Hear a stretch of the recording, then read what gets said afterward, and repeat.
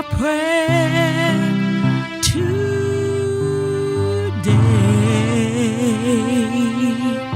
is that He fills you with a passion for righteousness. Lord, my prayer today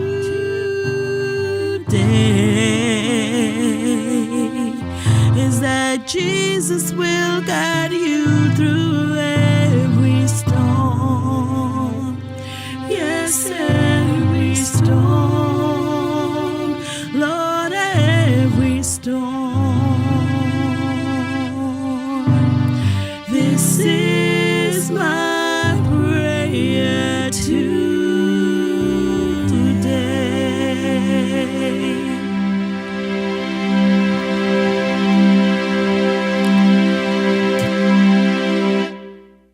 I'm here because I am a roaring lion crying out, righteousness. Welcome, everybody, to the Trust in the Lord Hour. I am your host, and this is a memorial teaching that heaven recognizes. You may not want to believe that. We don't have to fall out. We don't have to become an enemy of mine, but heaven recognizes this teaching. Imagine that. You're sitting in on a daily basis when we teach on a teaching that heaven recognizes. Now, again, we told you that it was memorialized going back over a year ago now.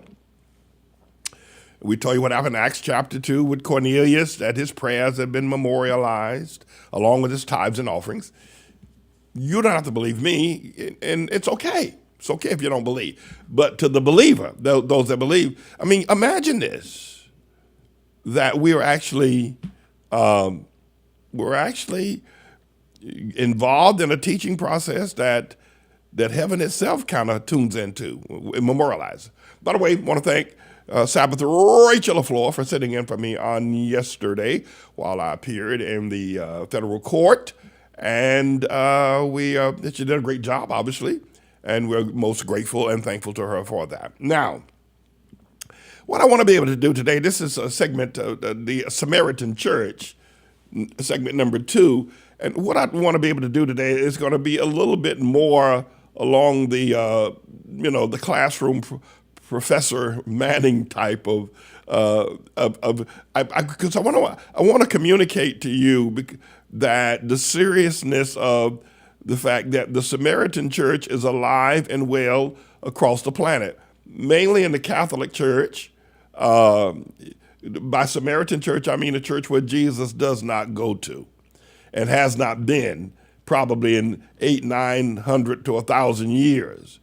The Southern Baptists, they're more recent in terms of their formulation, but Jesus doesn't go to the Southern Baptist Church. Now, the reason why the lesson today is important, because you don't believe that, most people. Some of you do, but some of you don't believe that there ain't no way that Jesus doesn't go to the Catholic Church. But I'll tell you this, let me put it down there where you can get it. Ask any Southern Baptist, right, who's a true dyed-in-the-wool Southern Baptist, do you believe that Jesus goes to the Catholic Church, fools around with the Pope and the bishops and the cardinals and the priests and all that crowd? Do you believe that Jesus is actually involved in that? And every Southern Baptist will tell you without hesitation or batting an eye, no, they do not believe that Jesus goes to the Catholic Church. And they would be right. The problem is that Jesus doesn't go to the Southern Baptists either, you see. But it's a difficult pill to swallow to think that, my God, that all these organizations, they've got all these religious traditions, they got all these humongous buildings, they've got these large throngs of people, and you tell me that Jesus doesn't go there? No, he doesn't. Now, in order to be able to set the pace for that, I want to deal with some very interesting historical books that will help us be able to understand this. First, I'm going to deal with Jesus refusing to go to Samaria himself. For 33 years, he wouldn't go. But to do that, I'm going to have to explain to you what Samaria is.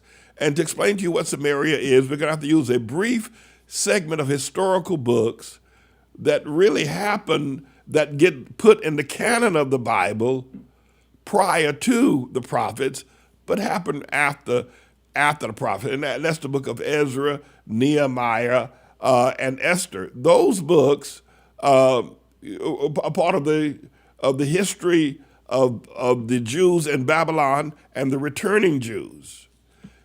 And then, of course, we're going to use the book of Jeremiah as well, and the book of Daniel. And I'm going to try to, be as deliberate as I possibly can, because it's important for you to understand that Jesus doesn't go to the Southern Baptists. He doesn't go to the Catholics. He doesn't go to the Presbyterian. He doesn't go to the Methodists, United Methodists, African Methodists, Black Baptists, Church of God in Christ. He doesn't go there.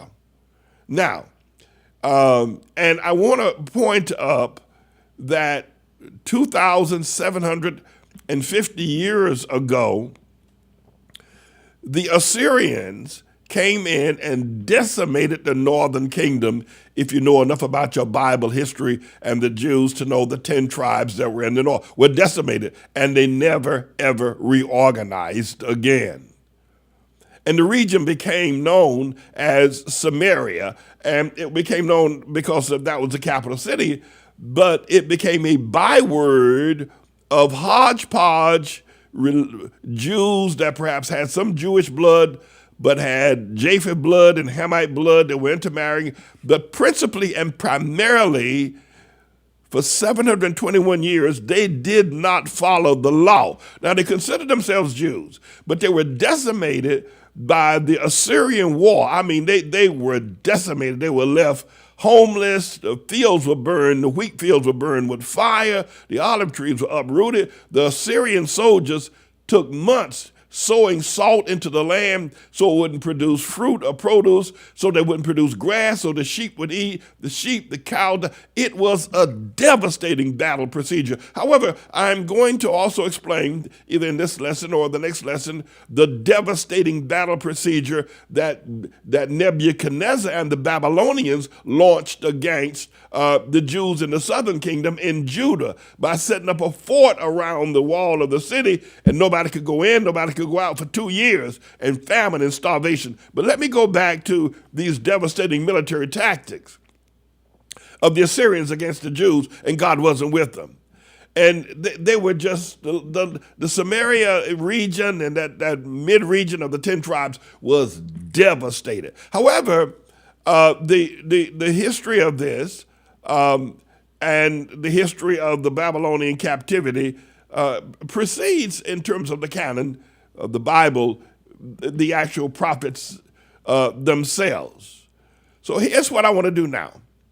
Here's what I'm going to do with you. You have an open mind. You have an opportunity to think that God goes to Joel Osteen, or God goes to, what's that fella named Kenneth Copeland, or God goes to. He doesn't do it. He doesn't do it. And he doesn't do it because they are religious and not righteous. And that's what they were, just religious. I want to ask the engineer to get us launched here today on the Samaritan church, which is in America today. That's the church that Jesus doesn't go to. That is the church.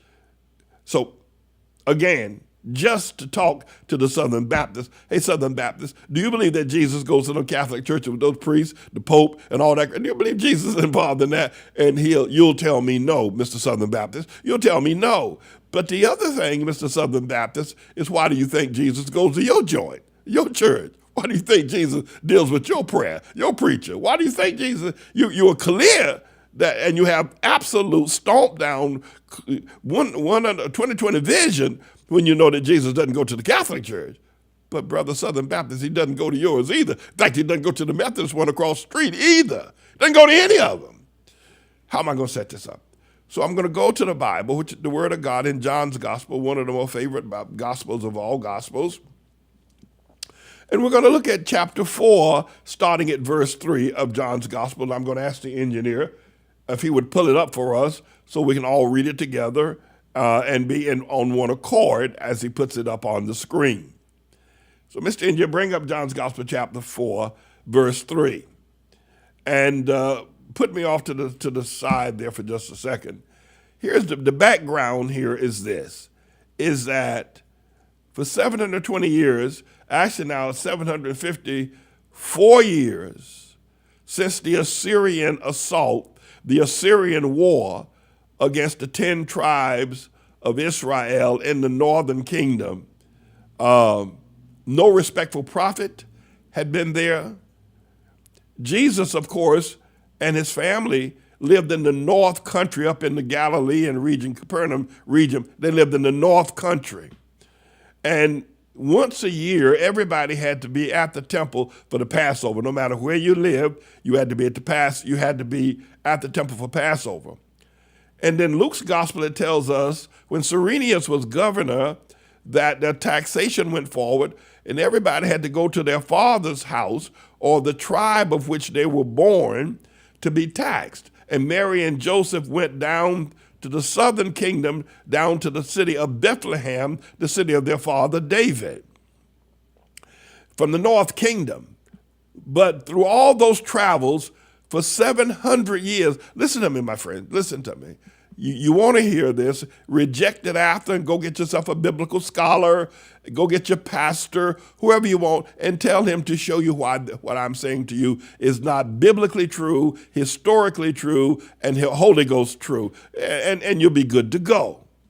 But nobody would go through Samaria. Nobody, even Mary and Joseph, would took the long way around Jordan, which put them 50 miles out, made the journey 50 miles longer. And every year at the Passover, they would not go through Samaria because it was just a people of religion. They were religious, but they weren't righteous. And the thing that God despised about them most is that they did not keep the law. They did not honor the law of God. They did not honor the laws of Moses. And that's the thing that made them the wretched people that they were, that no self-respecting righteous person will go anywhere near a Samaritan. All right? So that's the background. What I want to do now is read John's Gospel, chapter 3, regarding the activity of Jesus. It says he left Judea and departed again into Galilee. Now, Galilee is the north country. Judea is the southern part of the nation of Israel. Not the most southern part, but it is the southern part. He was in Jerusalem. He's going now to the north country in Galilee. So you had effectively what the Assyrians did not do. They came in the war of 721. They came into Samaria, but did not push the war up towards the Sea of Galilee, up to the north country, up to Nazareth. Those were very poor Jews on the border of Tyre and Sidon, and they didn't push the military, if you will, up that far. So the Galileans were pretty much left as a true blue Jewish people. It was that center group, which was a large compound of Israel called Samaria, where the Samaritans were. All right. So Jesus is in Judea. He's on his way back to Galilee. And here's what he says. And the Bible says, he must needs go through Samaria. He had never been there. He had never been to Samaria. He'd been everywhere else. He'd been in the den of hell, but he had never been, because no Jew would go to these religious people. And the one thing that demarked them as a religious but not righteous, as a wicked people, as a loathsome people, as a hodgepodge of various denominations and teachings and ideologies, was the fact that they did not keep the law. Because if they were keepers of the laws of Moses, they would have been, as, if you will, apprised or as righteous as the others. Now, I'm doing a lot of verbiage here today because I want to reach you. I want to tell you that Jesus doesn't go to that church you go to. He doesn't go to that Baptist church. He doesn't go to that Catholic church. He doesn't do it. Now, he may decide to come before it's over. I don't know if Jesus is going to come and go to the Catholic. I don't know if Jesus is going to go to Rome. I don't. What do you think Jesus is going to go to Rome? Do you think that? Do you actually believe Jesus is going to come back and finally go to Rome, to the Vatican over there? You don't believe that. But he's not going to your church either. Now, I know that's a hard one to swallow. And this is very difficult teaching. It's one that just brings more hatred and anger towards me from some people, but it brings a lot of love and appreciation. And a lot of people are thanking God to be set free from these religious organizations where Jesus does not go. He just isn't there.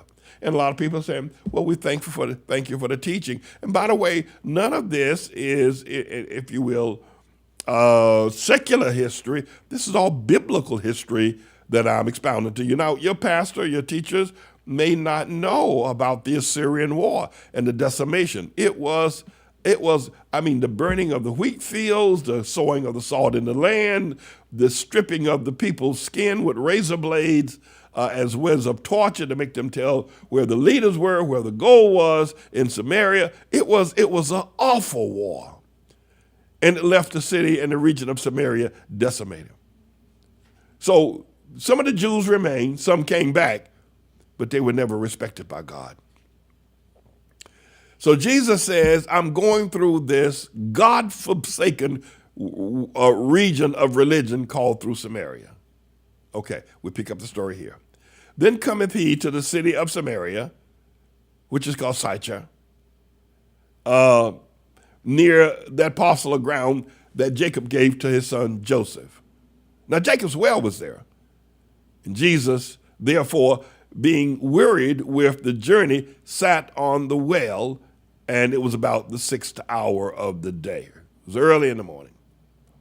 And then come a woman of Samaria to draw water. And Jesus saith unto her, give me drink. For the disciples, that is the 12, were gone away into the city to buy some meat. Then saith the woman of Samaria unto him, how is it that thou, being a Jew, ask drink of me, which am a woman of Samaria?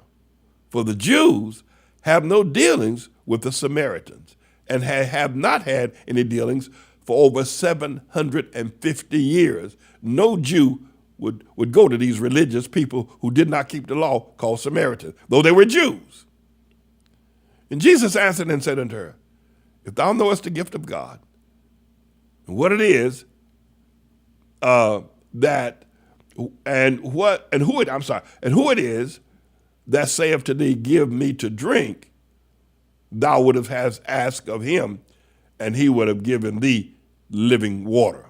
It's a great sermon. Anybody want to pick up on it? The living water sermon. So Jesus is now dialoguing with the Samaritan woman. And the fact that Samaritans and Jews, no Jew, not even the lowest Jew, would have anything to do with these religious people up there in Samaria. They were just wicked. They worshiped allegedly, but they didn't keep the law. Then the woman saith unto him, sir, thou hast nothing to draw with. You're talking about you're going to give me water? And the well is deep. From whence then hast thou that living water? And art thou greater than our father Jacob? Now she's a Jew. She's claiming Jacob as her father, who became Israel, as you very well know. She says, Jacob was our father, which gave us the well, and drinketh thereof himself, and his children and his cattle drink from this well many, many years ago. So it's a sacred well. It is. And Jesus knew that it was when he sat down there. And Jesus answered and said unto her, whosoever drinketh of this water shall thirst again. But whosoever drinketh of the water that I shall give him shall never thirst. But the water that I shall give him shall be in him a well of water springing up into everlasting life. And the woman said unto him, sir, give me this water that I thirst not, neither come hither to draw. And Jesus said unto her, go call thy husband and come hither. Now Jesus getting personal, getting in her business. Now you probably have heard this preached 1,000 times by the non-appearance of the Holy Ghost or Jesus in the Southern Baptist or Methodist or some other church. You probably heard this sermon preached because it's a pretty good sermon. But watch this. When you look at the wretchedness of the Samaritan people, though she knew that well was there dug by Jacob, her father, Israel, and she knew that that Jews don't be talking to no Samaritan woman. Nobody does. Then the woman answered and said, I have no husband. She's lying. The woman is lying. She is a lying Samaritan woman. She lying. You lying, sister. You're lying. You know you're lying. And Jesus said unto her, thou hast well said, I have no husband, for thou hast 5 husbands. Jesus called her a lie. And whom thou now hast, thy husband is, let me read it. For thou hast had 5 husbands, and he whom thou now hast is not thy husband. in that sayest thou truly.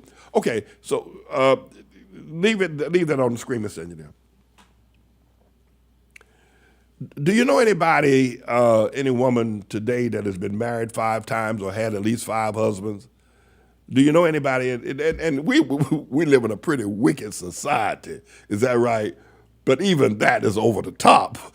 Married 5 times or 5 husbands, or now sleeping with somebody who ain't your husband. I mean, that's a little bit over the top. But that was the kind of religion that was permitted. That was the kind of worship. You know, so when you say, you know, my friends out here, when you say, well, you know, your same-sex marriage preachers are now allowing men to get married to men, you know, no big thing, because it was no big thing for the religious people of the Samaritan day, even though she knew she was a Jew, to have that many husbands. The one thing that would have kept her from having that many husbands is the law. And not that the law would have kept her, but the law would have kept her, the husbands, the men, from marrying her, the law of God. They wouldn't keep the law, which is what the Southern Baptists don't do, which is what the Methodists don't do, which is what the Catholic don't do, which is what all these religions don't do. Now, again, you don't have to fall out with me.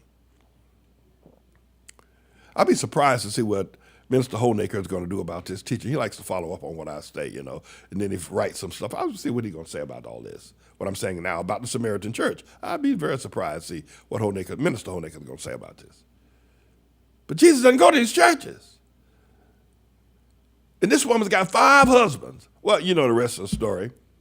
Well, let's read a little bit more. Let that go, Miss Cindy, because I really want to rush on. I'll tell you what I'm going to do. I'll take a break right here.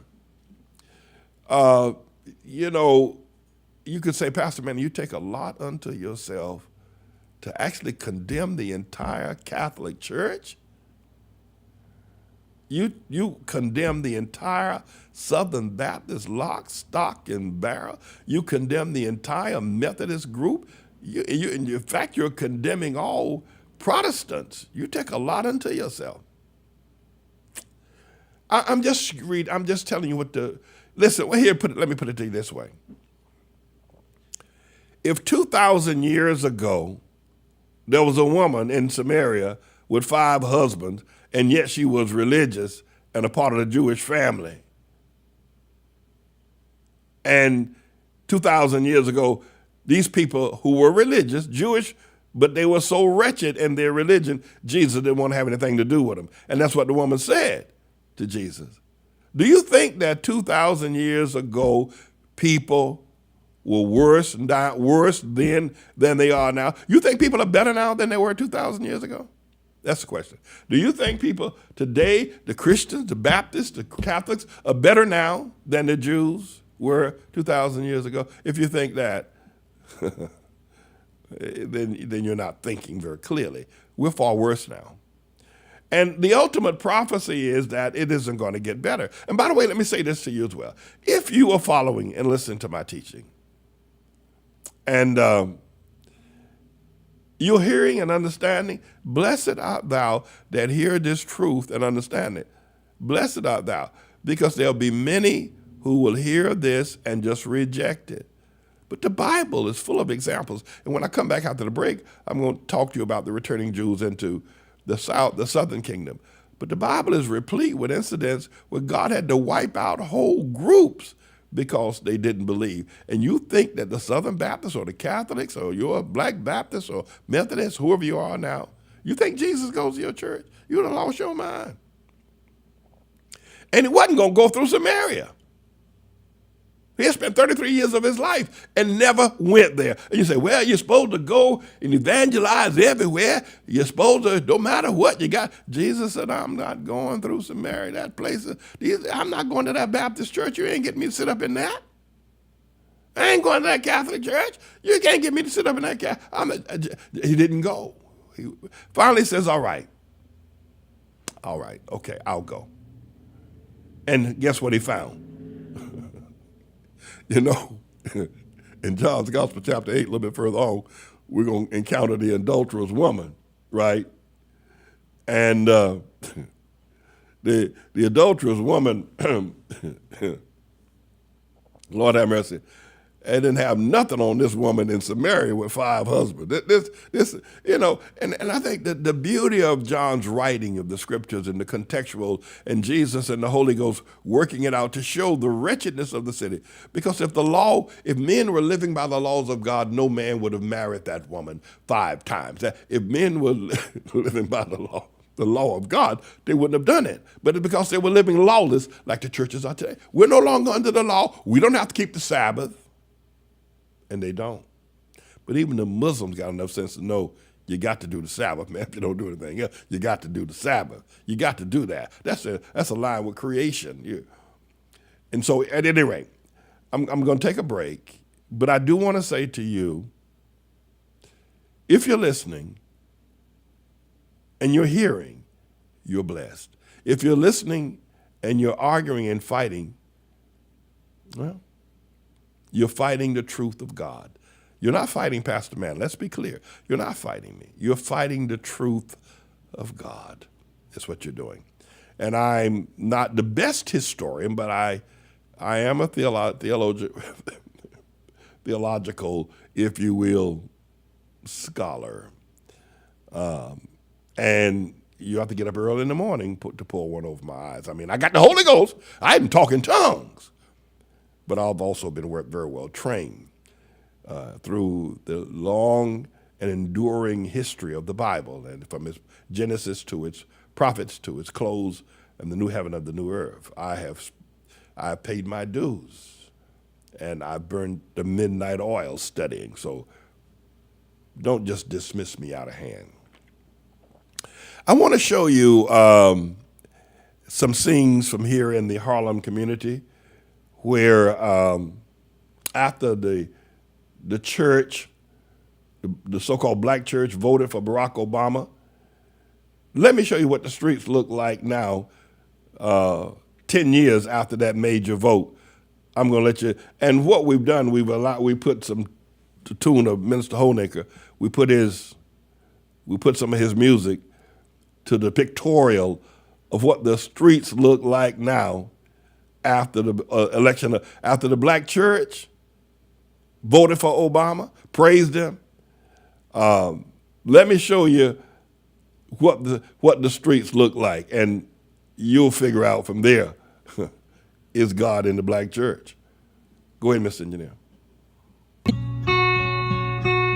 Jesus, will you take my hand? Because I don't understand. I don't know which way to go. A lot of things that I just don't know. Jesus, will you take my hand? Because I don't understand.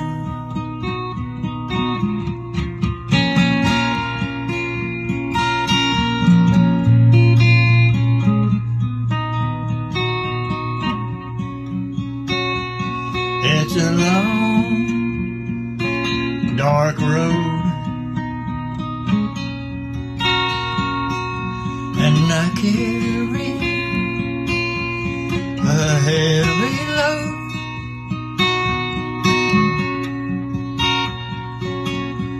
Jesus, will you take my hand? because I don't understand.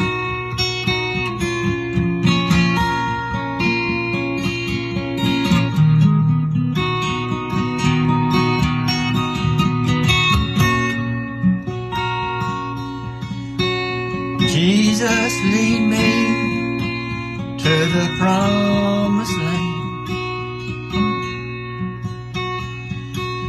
I don't know which way to go.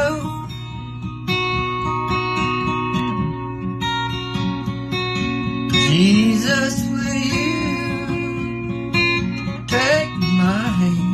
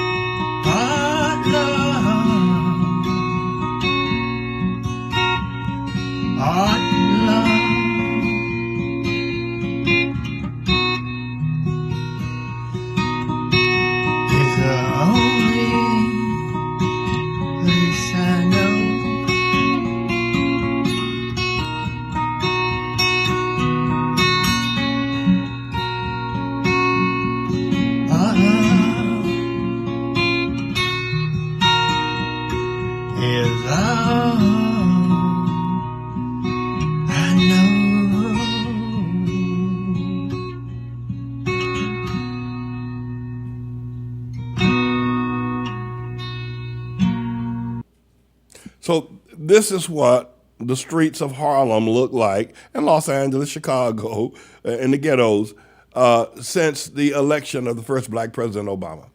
That's what the streets look like. Since the church has certified Obama as their black president, and some even certified him as the black messiah, this is what this is what has happened to the men and to the community in general. You know, so some of you are probably reluctant to believe me when I speak about the Samaritan church, the churches that Jesus doesn't go to, and the main denominations. We're talking about Catholics, Southern Baptists, Methodists, you know the works, all of them. But let me say this to you, because I know you get a little upset, but I have to tell you that if you've been around the church in a period of time, some of y'all are deacons, and even some of y'all are preachers, and some of y'all perhaps are maybe my friends or been my friends, and you're devastated by this. But can I share this with you?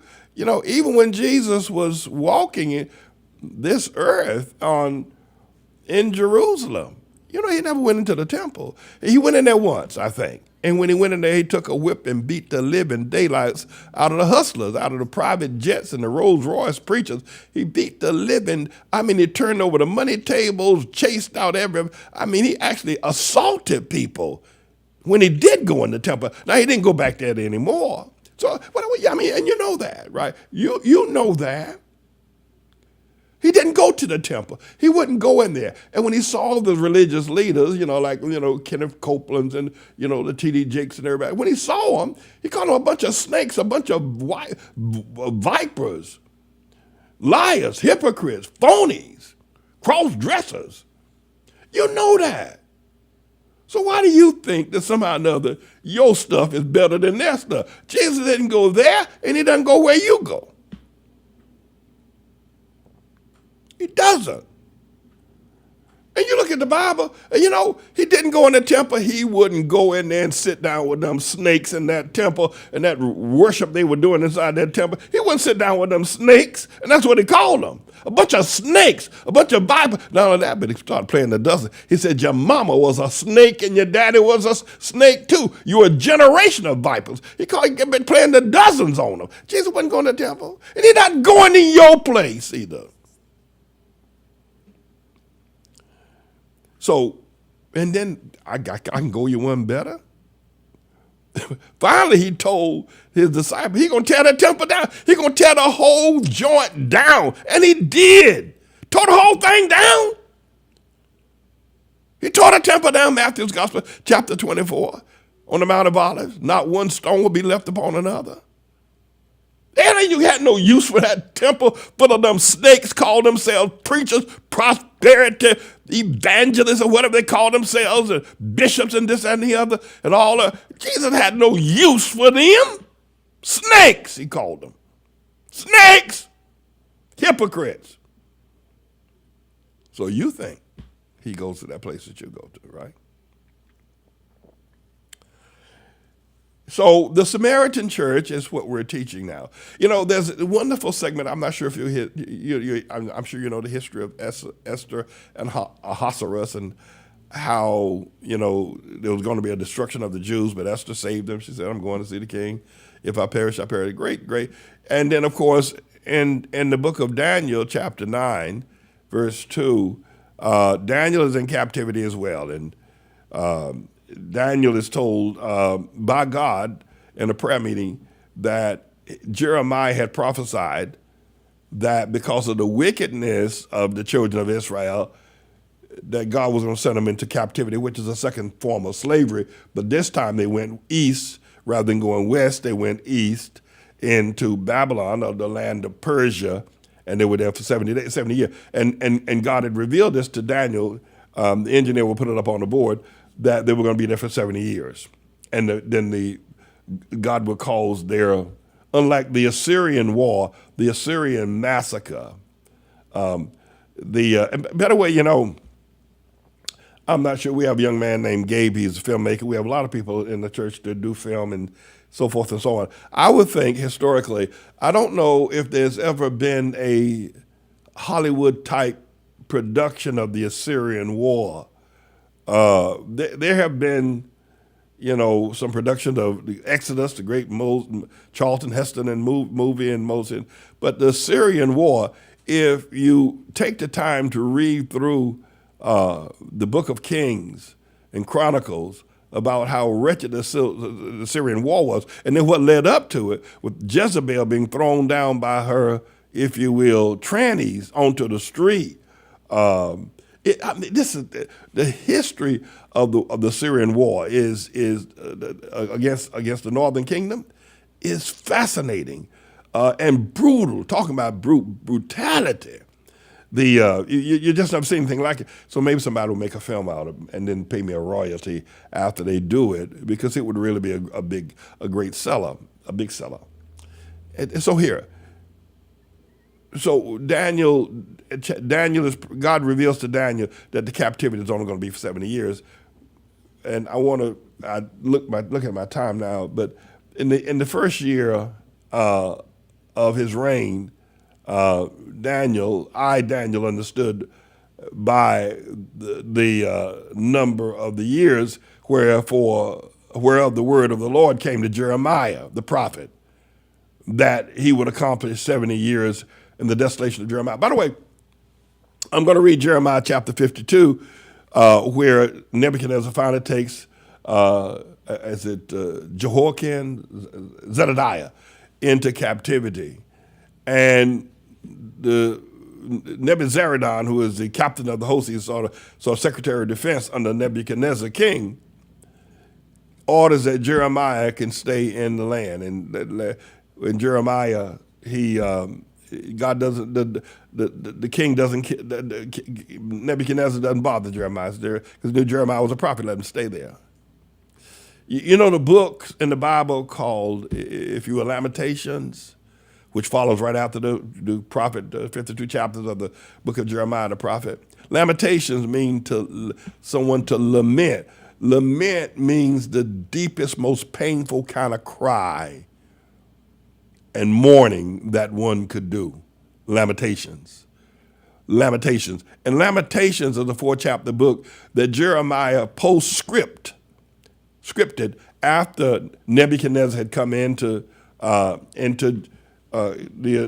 Judah and Jerusalem, burned the temple, and carried the king away captive. Jeremiah went up on a hill and he just lamented and he wrote the lamentation. Later, Jesus, there's a verse in the Bible, John's Gospel, I think the chapter 30, verse 35, where Jesus says, where the Bible says that Jesus wept when he looked out over Jerusalem.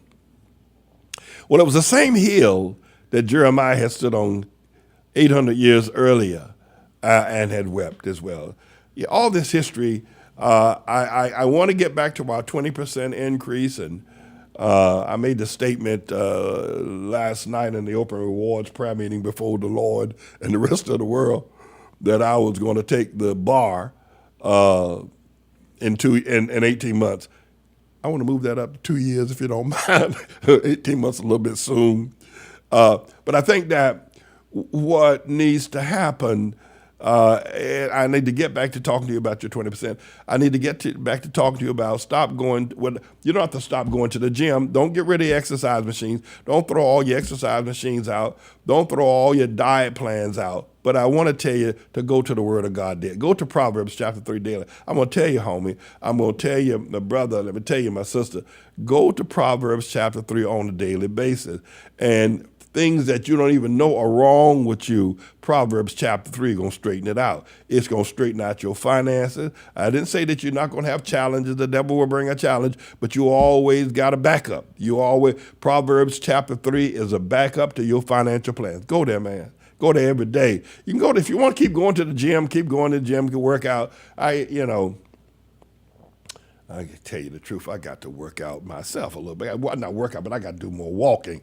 I really got to do some more. But go to Proverbs chapter 3 every day, man. Go there every day, and you don't have to go to the drugstore so often. I'm telling you,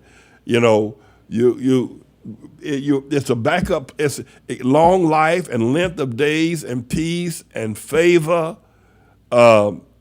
Man, go there, do it, man, and then obey it. Don't read what the Word of God says and then, come on. You can read the Word of God. It said, trust in the Lord with all thine heart, lean not to thine own understanding, and all thy ways acknowledge him, and he shall direct your paths. Let me tell you something. I tell you this right now. Some of y'all were at the point of spiritual, economic suicide when you first heard about me. I'm gonna tell you, I'll tell you the truth. You know it's true, some of y'all. And if you had not found out about me, and I'm not here boasting about myself, God forbid, listen, nobody knows the troubles I see. Nobody knows but Jesus. I ain't here bragging about nothing. You hear me? I ain't bragging about nothing. Boy, the things that the devil are throwing at me, you don't even want to hear about them. But, but some of y'all, if I had not intervened, if I had not come, first you saw me, maybe you saw me on television, you saw me on the tube, the internet, or online or something. And you thought I was a phony. You thought I was a con man, right? At first you kept checking, man, he must be a con man. He got to be a phony. Something ain't right about it. Why is he, he's too good to be true. And remember, what they said, if it's too good to be true, it is. It ain't true. And you kept looking at Pastor, man, it's too good to be true. So he kept watching me with one eye, right? But you kept listening, you kept coming back. Then I say something that really got you upset because I will lay it to you. I got into your personal business. I got all up in your stuff. Then you left for a little while, right? Then you came back. But the thing of it is, and I'm here to tell you today, and you know it's the truth, if I had not intervened in your life, if God had not introduced me to you years ago, you'd be dead by now. You would have committed not physical suicide, but you'd be dead by now, or for something far worse than that. You met me just in the nick of time. I'm telling you. And you know it's true. You met me just in the, thank God for whatever brought me to you. You met me just in the nick of time. Now, you're still stubborn, but you were checking me out. Is he a con man? What he up there in New York, up there in Harlem? He got to be a con. Harlem, he ain't got nothing good got to come out of Harlem. He must be some sort of con man. So read Proverbs chapter 21. chapter 3 rather, verses 1 through 21. On a daily basis. Read it. Go there. You don't have to, if you're going to go to the gym, go ahead and go to the gym. All right, go ahead. But you're not going to need to go as the proverb. It's going to take care of your health. It's going to be verse 8 of Proverbs chapter 3. The law of God, my son, forget not my law. The law of God will be health to your navel and marrow to your bones, man. You know, the navel is the way that the cord blood gets to the baby in the womb, the navel. And then marrow in your bones. You got marrow in your bones, man. It is like having super duper healing power in your bones. Jeremiah said they had fire. The word of God was like fire shut up in the bone. The marrow in your bones, man. It's short right there. I can show it to you right on the screen. When you got the word of God is health to thy navel. I'm telling you, man, go. I mean, if you're gonna go to the gym, okay, but if you go to Proverbs chapter 3, verses 1 through 21 on a daily basis, you won't be going to the drugstore as often. You won't be going to the doctor as often. You won't be going to the poorhouse for sure. It shall be health to thy navel and marrow to thy bones. Okay, now I've gone off on that because I wanted to say something to you, and I wonder if you are willing to agree that I came into your life just in the nick of time. Just in the nick of time. I mean, you were on the last go around. The devil had done everything. You have been fighting and fighting and fighting like a champion. You have been fighting the devil and fighting the devil and fighting the devil and fighting the devil. And finally, you decide to give up. But then stepped in righteousness. Oh, Lord have me. Who is this yelling out of Harlem? That's Pastor, man. Everybody knows that's Pastor, man. All right, so here, the Samaritan church. It's very difficult. It is very difficult to, well, first of all, let me hear what I want. I think I want to go to the book of Ezra, chapter 7, for the little time that we have left. And this, of course, is a fascinating chapter. Ezra and Nehemiah, these are two books you don't hear preach very often, but these are fascinating historical books about the rebuilding of the city of Jerusalem, the wall around Jerusalem. And we're going to have some classes on pull these books out. And when many of the pastors and preachers who are listening to me, and I say that the Lord doesn't go to your church, well, align yourself with this ministry, and the power of God will flow through your ministry no matter where you are. It could take a lot to do that. I know that takes a lot of humility, but really it's not a real big thing. You know, you sit down and you watch those fakes like T.D. Jakes, you know.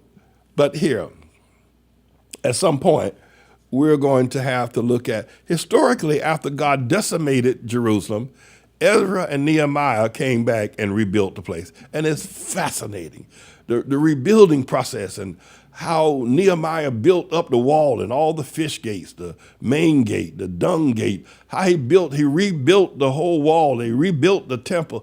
It is fascinating history.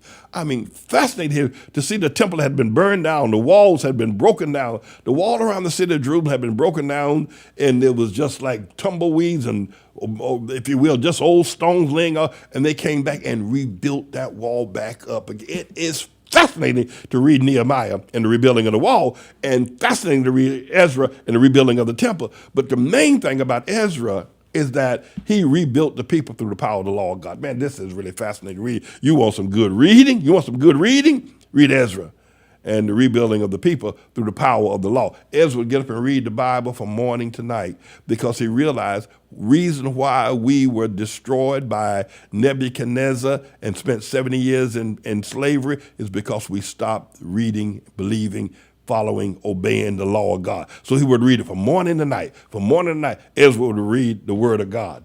So this is really fascinating history. And of course, and then we talked about the building of the wall as well, and they rebuilt the city. And this was after the captivity back in 524, after the Syrians had decimated the northern kingdom. But Mr. Engineer, go to chapter 52 for just a moment. I want to be able to just read some things about Ezra and how God gives him favor. You know, can I share this? Well, let me say this. Where were we? Chapter 52. Ezra 7. I'm sorry. Ezra 7. Let's see. Let's start at verse 5. Can we do that? And what I want you to do as I go through, so I only have a few moments left. What I want you to do, I want you to think about, is the hand of God on Pastor Manning? Is the hand of God on Pastor Manning? All right, let's look at verse 6, Mr. Engineer. Forget about it. Verse 5 has all those difficult names. Anyway, so this Ezra went up from Babylon. That's where they were in captivity. And he was a ready scribe in the law of Moses. Good God Almighty. I am going to become a lawyer.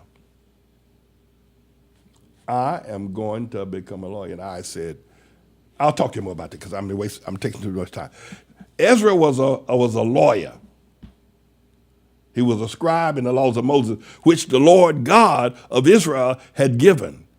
And the king granted him, being Ezra, all his requests, according to the hand of the Lord his God was upon him. Verse 7. And they went up, some of the children of Israel, and the priests and the Levites and the singers and the porters and the Nethinims unto Jerusalem into the 7th year of Artaxerxes the king. And he came to Jerusalem in the 5th month, which was the 7th year of the king. And upon the first day of the 1st month began he to go up from Babylon, and on the first day of the 5th month he came, so it took him 5 months to get there to Jerusalem, according to the good hand of his God upon him. Talking about Ezra, this bad boy. For Ezra had prepared his heart to seek the law of God. You people running around here talking about you don't want to follow the law, don't have to keep the Sabbath. Lord have mercy. But Ezra had prepared his heart to seek the law of the Lord, and to do it, and to teach it in Israel, statutes and judgments. Now, this is the copy of the letter that King Artaxerxes gave unto Ezra the priest, the scribe, even a scribe of the words of the commandments of the Lord and his statutes to Israel. My friends, I got to go. I just got to wrap everything up right now. I got to go. My time is gone. We're going to get back to this. We'll come back next time I get together with y'all. We'll come back and we're going to do this again. But what I got on the tap, Mr. Engineer, I got. Yeah, I want to. This is fascinating. This is some of the most fascinating history, and it's very little known in the church because most the people don't want to go there. But here, I got to go. I have to go. Remember your love and your prayers and support. I want to thank God for the man who's owner of the Eagle business out there in Phoenix, Arizona. God bless you, brother. And I want to also show you how our school is accomplishing great things. Yeah. Want to stick out my chest a little bit? You don't mind. Okay, Mr. Engineer. Atla High School strikes again. I'm here because I am a roaring lion crying out, righteousness. We have a young man in our church. His name is Gabe. He's had so many names. Anyway, he's a very talented young man. He's graduating from the Atla High School this year. And Gabe is he has been accepted at a couple of universities here in New York City. I want to put up his photo, Mr. Engineer. This is Gabe, and he is also an assistant engineer. He's not the full engineer. He's an assistant engineer. But he helps me with them. And he is a very talented musician. He plays the piano. He's a dancer. He sings. He writes. He just, very talented. And Gabe has received from Pace University. Oh, that's him. He's a piano player. We had, I think it was a Resurrection Easter Sunday going back a couple of years ago, and I think that's what photo. And the church was packed to the rafters. I mean, with black folk, white folk, people from all over. It was a magnificent worship that Easter Sunday. And, the church was just filled. People were were throwing money at the. It was great, and that Gabe was playing the piano, and I think a fellow from France came and sat down. They were playing together. But he's very talented, Gabe, and he is. He received a letter the other day, the 12th of January, from Pace University, offering him a 4-year scholarship, offering him, first of all, admission into Pace University, which is a very prestigious university here in New York City. And he was given a $112,000 scholarship from Pace University, Gabe. And the engineer will pull it up and show it to you in just a moment. So we're excited about the fact that Gabe, but we don't know what school he's going to go to because he has sent out several applications, and he has also received the school from the BFMF program, the School of Visual Arts, which is a big deal. This school is the cat's meow. And if you want to get into visual arts, making of films, making movies, that kind of thing, this is the cat's meow. This is the school of schools here in New York City, across America rather. This is a school every Hollywood producer wants to try to get into this school. And they've accepted Gabe. This is congratulations. I'm pleased to inform you that your record of achievement and artistic promise has earned you first semester admission at BFA Film School at the School of Visual Arts for the fall semester to start classes on Tuesday, the 5th of September. It also comes along with a scholarship as well. So we want to give a shout out and congratulations to Brother Gabe, young man. He's the son of Captain David Lewis, and his mother is Princess Lewis. This is Gabe's mother, the one that just got accepted at the BFA School of Visual Arts. You can see him standing next to me with my yellow suit on. He's got on a blue suit. And his sister and his father and his mother, Princess Lewis. But Princess Lewis, she said in the statement that her son just graduated cum laude from Berkeley University. I think her other daughter graduated as a student at New York University in the master's degree program, and her older daughter is a law school graduate of Cardozo Law School, and of course, her younger daughter, she believes, is going to be some sort of ambassador. And then Gabe is the youngest of all of them. He's the youngest of them.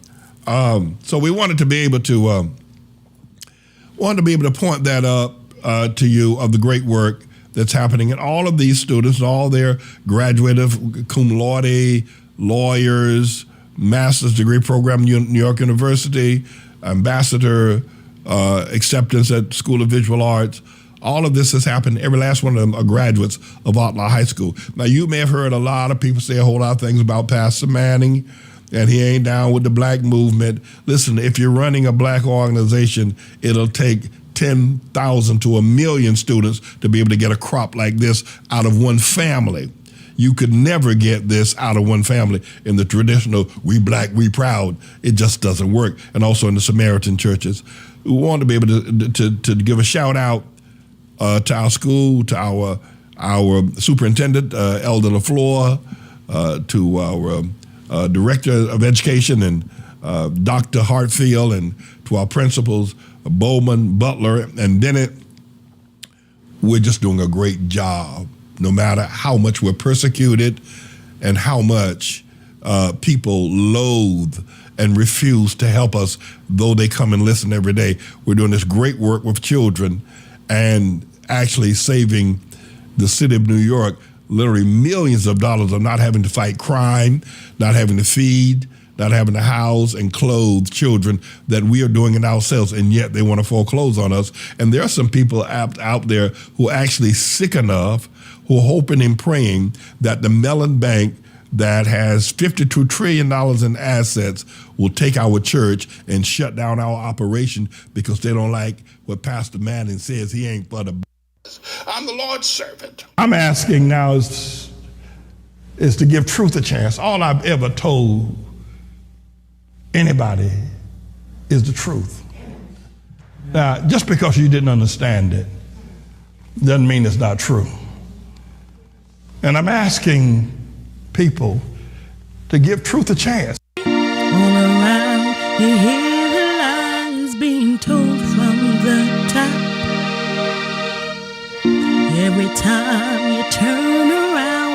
just don't seem to stop.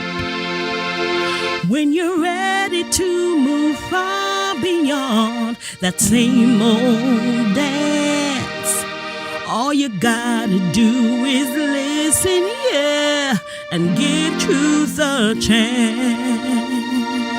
Give truth a chance. Everybody, give truth a chance. come on and sing it. Give truth a chance. Give truth a chance. I'm here because I am a roaring lion crying out righteousness. Welcome, everybody, to the Manning Report. I forgot to tell y'all earlier that Trust in the Lord, I was the best broadcaster on the entire planet. Sister Kane, look, we got to see, I think that's, what's going on, Sister Kane? All these gray skies behind me every day. Well, it's wintertime, and, so generally you have gray skies, but, every day, it seems like every time I'm on live. By the way, want to thank Sister Sabbath Rachel LaFleur for her outstanding presentation yesterday. She let y'all have it with both barrels. I said, go ahead, Sabbath. Anyway, so, and filling me, I was in court yesterday, federal court yesterday, and I'll talk to you more about that. There's a whole lot of things that has arisen out of that, and we're still in the battle. We're still in the battle. And I stood before the judge yesterday, and I made a motion to the court.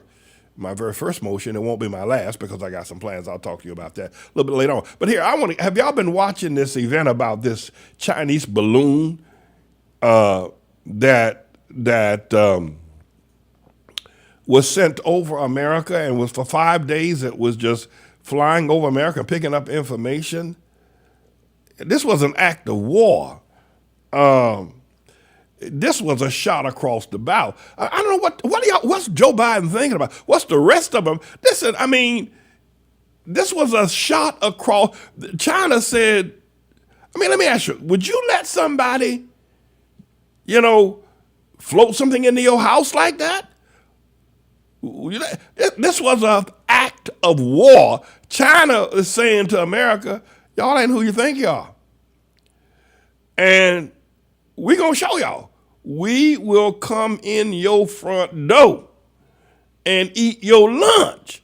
This was an act of war by China, everybody. I don't know everybody was that. We should be firing missiles back at you. See that warmongering and pat the man talking about starting another war. And what? They ain't starting no war. They started the war when they sent the balloon, man. They the one started the war. Well, ain't nobody die. You don't know who died. Who gonna die? You don't know who died. You don't know what. Listen, they could have sent that balloon over here with some of that COVID in it. They said they got from that library, whatever it was that they had over there in China going back a few years ago. We don't know yet. We don't know yet. Let me tell you something. So they shot the balloon down, The balloon could have been spraying something as it went across, zigzagging across. First it came in across Idaho, Montana, first Alaska, and then down Idaho, and Kansas, Missouri, and then out of North Carolina. It could have been spraying some stuff that you can't taste, nor smell, nor see. See, people started acting crazy. Let me tell you something. This was an act of war. You just don't do that. Joe Biden need to be jacking up Xi Jinping right now with some rhetoric like, what Sam Hill do you think you are doing? I want to find out who's responsible for this. But this was an act of war. I can tell you this, that I think that this is the Chinese year of the rat. They got all these strange. They believe in the rats. They must have, anyway. The year of the rat, the year of the dragon, the year of the snake, the year of the rabbit. I think if we were to have some scholars look at Confucius' religion and all that stuff, we might discover, what they're planning on doing next. Let me tell you something. You don't slap America in the face like this and then kick America's rear end, and it's all over with. This is whatever was China's significance in sending this balloon, it ain't over with. And by the way, usually they lie. Say, we didn't know what happened. It got loose. A weather balloon got loose. They're not even trying to say that. They ain't even trying to say it was a weather balloon got loose, because they sent one over Latin America too. By the way, I was in I don't know what grade I was in. In the Weekly Reader, there's this pilot named Francis Gary Powers. First of all, I thought his name was Francis. That's a girl's name, right? Francis Gary Powers, right? He was flying over Russia in a U-2 plane. This U-2 plane could fly like, I don't know, 5,000, 50,000, what was it, 50,000 feet above the earth. It had these long winds. I learned this when I was in school down in North Carolina. That's what they taught. They did a good job. Listen, the North Carolina school system did a good job. They educated me. I'm educating you. You're being educated right now because of North Carolina school system in Jim Crow. And Francis Gary Powell. And see if we can pull up his U-2 plane. That plane, that's him right there. He was flying a reconnaissance espionage over Russia, right? This plane, and the reason why I could go up so high is because it had these wings and this little small body. It was a one-seater plane, and the Russians shot that thing down. The Russians shot that, and then America, what was it, Eisenhower said it was, it was just a weather plane going off course. It lied through their teeth. But I remember that. But countries spy on one another. This was not spying. That weather balloon was not spying. Now, it may have been spraying. By the way, if it came across your state, and it doesn't matter, it could have been spraying something that we don't know what it was spraying. I think the engineer found that at YouTube. Look at that thing. That is a marvel of it. And this was back in 1952 or something like that. 57, I think it was. Look at that. Look at the wings on that. It's only one-seater, and the rest of the fuselage, they had, because they fly so high and had to be launched in Europe to fly all the way over Russia, the fuselage and the wings are both nothing but, they're fuel tanks, right? Ain't that nothing? You like this kind of talk? See if Arnold LaFleur likes to hear about this kind of engineering. The fuel tanks, the plane has fuel in the wings, and the fuselage had one little seat for a man to sit in by himself. They shot that bad boy down. Russia shot that thing down. I don't know what they used to shoot it down, but they shot it down. And they put Francis Gary Powell. Anyway, so the fact that what was that balloon spraying? And I would think, what do they call it? The wind that that carries that flows from west to east, that it would have carried the plane. I mean, if that balloon had come in over Montana, it would have stayed pretty much in the northern states, over New York and back out into sea and over to England. That thing dropped down. So they were engineering that thing to drop down over Kansas, over Missouri, over places. It wasn't like an accident. This wasn't a balloon. They were and they're not. By the way, the government never tells us anything unless they want to try to, monkey your life. But they don't tell us the truth. They don't tell us, why Biden didn't shoot it down. They haven't told us. We don't even know whether or not Biden has gone ahead and sold out our nation to China and signed a secret non-aggression pact with China. And within 20 years, we'll all be speaking Mandarin or something like. You don't know. You don't know what I trust these people. You don't know what these people are doing. You have no idea. I'm gonna tell you this: all these people are crooked as all outdoors. But the one thing that you can always be assured of, if it ain't no money behind it, ain't nobody doing it. If it ain't no money behind it. By the way, when I see all these black people marching up down the street, Black Lives Matter, people ain't paying. People aren't paying that anything. But the black people ain't got no money. All they got is a big mouth, but they ain't got no money. And listen, if it ain't no money involved, then it ain't nothing to it. I can tell you that. You can talk all you want. You can walk that way. But if there ain't no money involved, then but who knows whether or not, that something has not been sold out, that, somebody's made a secret deal with China to, I don't know, spray the cornfields of Kansas. I don't know. But I can tell you this: it was an act of war. And if you Americans gonna sit out there and watch this balloon, and then you're gonna go to the Super Bowl, well, I tell you what. You know what would be? Maybe there's gonna be a balloon over the Super Bowl. Where's it gonna play that? Maybe the state, all y'all sitting up in there drunk as skunks, yelling and screaming, got your face painted, sitting up in there in the Super Bowl and watching these people concussion beat their heads, beat their heart, beat themselves half to death, running up and down the field, and then here comes a balloon. Ha! I swear. You know what would be funny? If that was in the Super Bowl coming Sunday, right? And China sent a balloon right over the Super Bowl. It ain't gonna be the Goodyear blimp. It ain't gonna be that at all. It won't be that Goodyear. You talk about people trying to get out that stand. Talk about people trying to get out that. Woo! That would be something to behold. I mean, write a movie about that. What do you think? I think one of my writers said, let's write a movie about a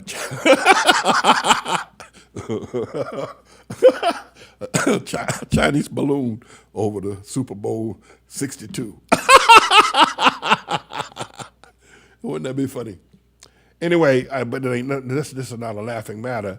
This was an act of war, and I'm not sure. One other thing, and I'm going to let y'all go. I think that Putin is going to use a nuclear weapon in Ukraine probably by the end of this month, pretty soon. I think Putin has had it with the Ukrainians. I think he's had it with that boy Zelensky running around here, meeting all these European leaders and talking about joining the Union and getting all these planes and Leopard tanks and, these all kinds of other tanks they're getting from America. I think Putin's had enough. And I think he's going to drop a nuke. And then what you going to do? If Putin drops a nuke, what you going to do? Drop a nuke on Putin? I don't know. What's America? What do you think Biden going to do? If Putin drops a nuke on Kiev, what do you think Biden going to do? Drop a nuke on Moscow? I don't think so. Everybody going to shut up. If Putin drops a nuke on Kiev, right? What you going to do? What you going to say? He's a war criminal. Well, he won't be the first one. If you ask Donald Trump, there's been a whole lot of American war criminals. We won't get into that right now, but you ask Trump, he'll tell you. So I think he's going to drop a nuke.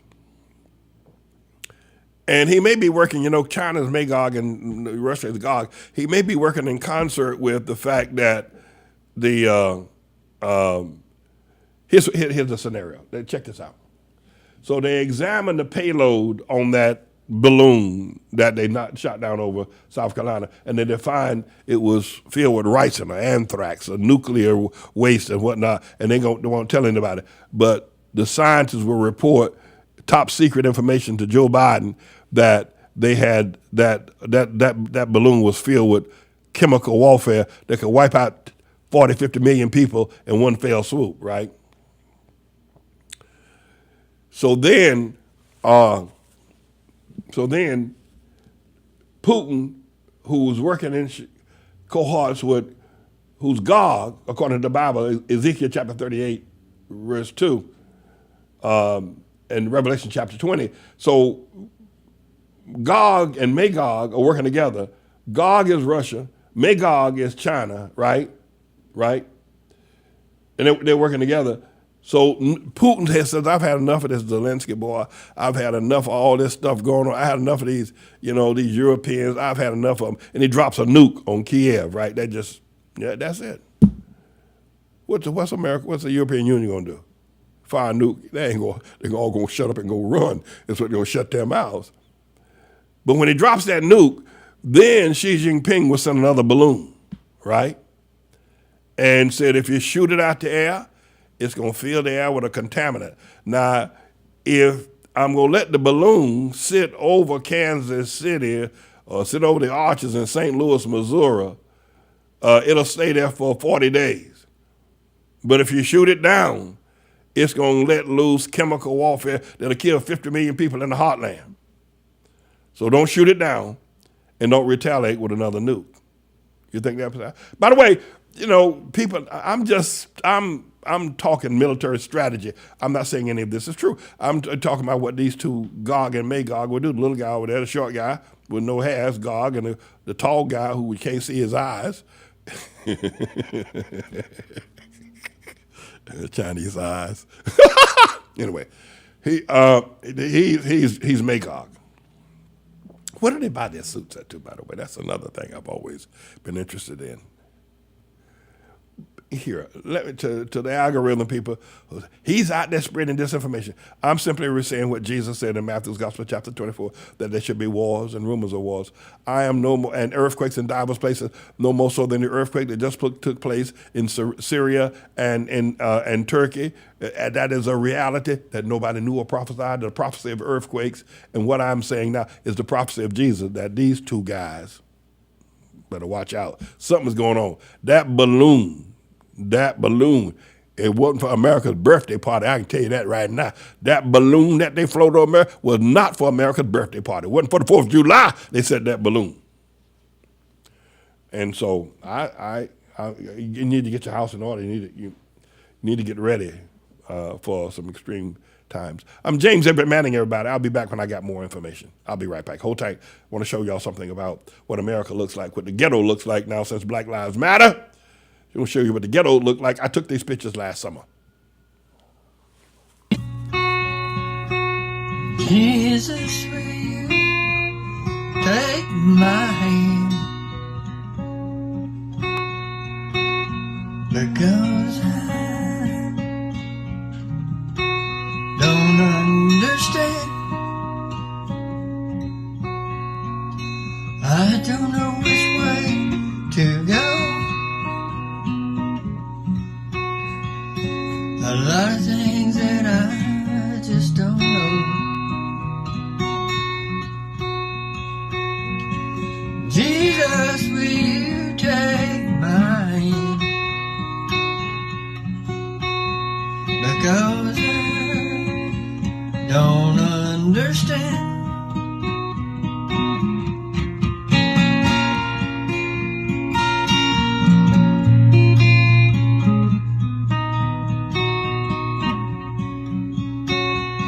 It's a long, dark road, and I carry a heavy load.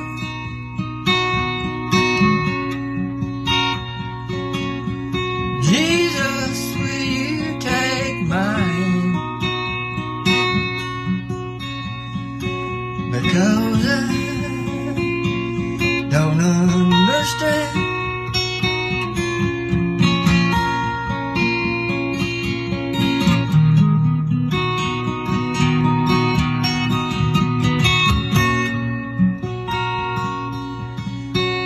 Jesus, lead me to the promised land.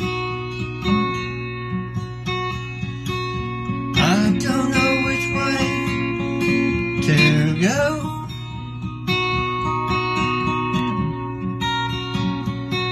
Jesus, will you take my hand?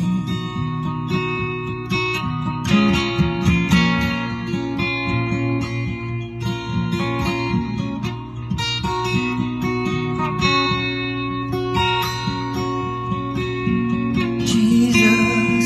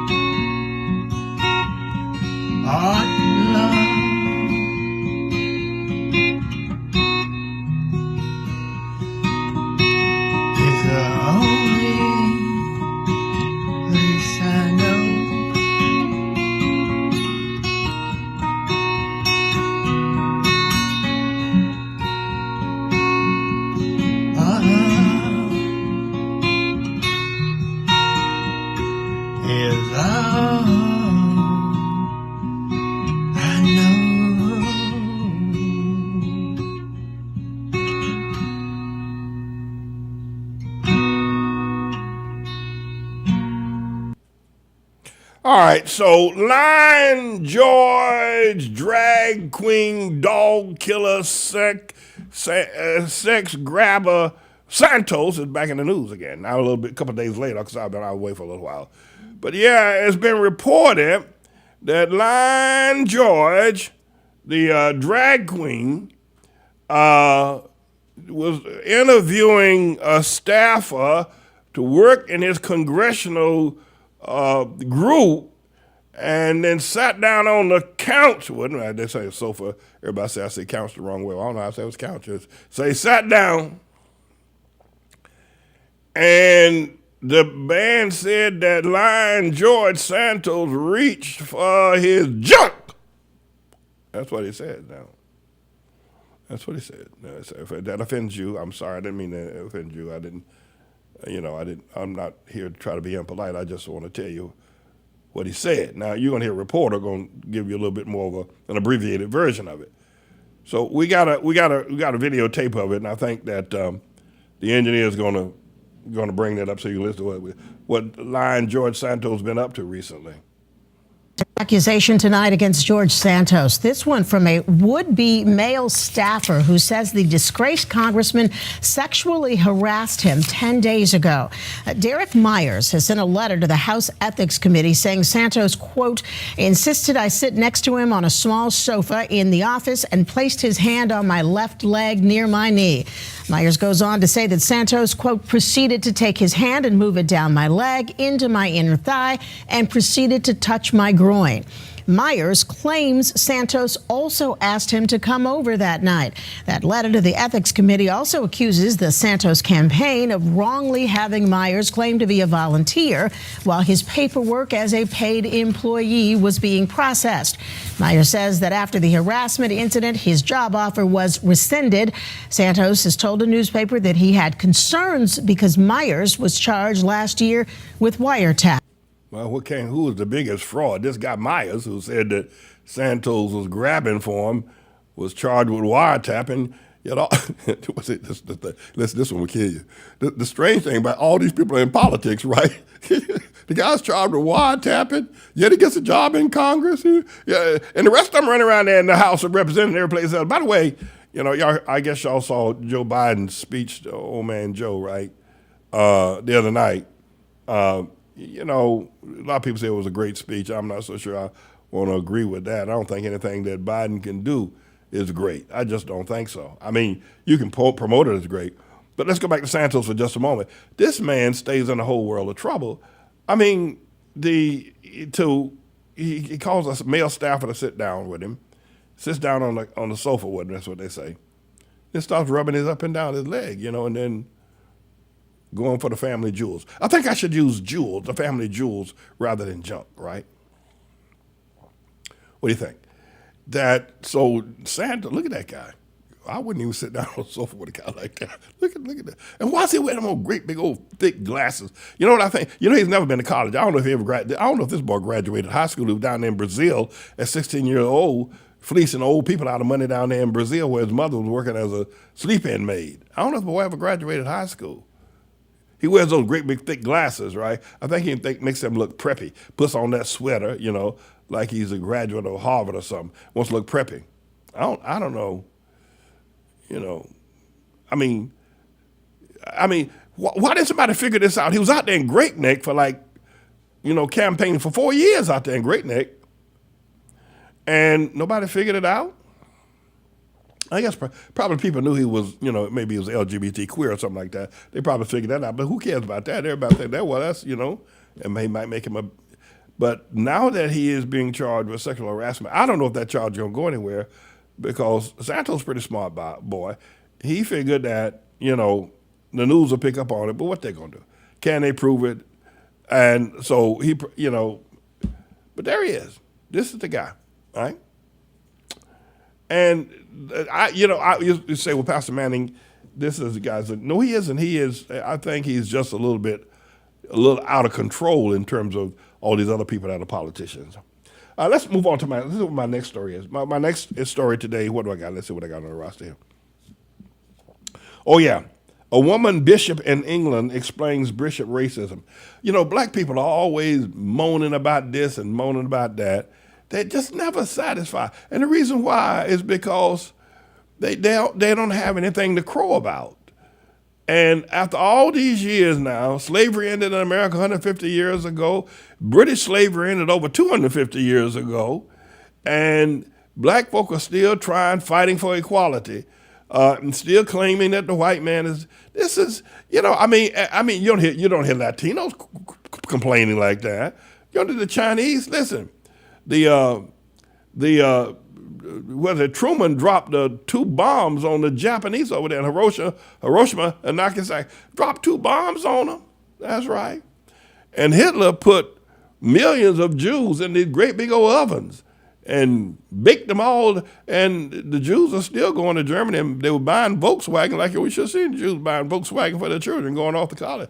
And now the Jews buy the Mercedes-Benz and the BMW. You better not try to stop Jewish people from buying BMWs and Mercedes-Benz, or you're going to get your throat cut. But black people, they just keep talking about what the white man did. He had us in slavery. You don't hear the Japanese talking about no bomb being dropped on them. Whole 400,000 people killed in 1 minute. You don't hear them talking about that. Black folk, the black white man, we ain't equal yet. We're not equal because it ain't because of the white man.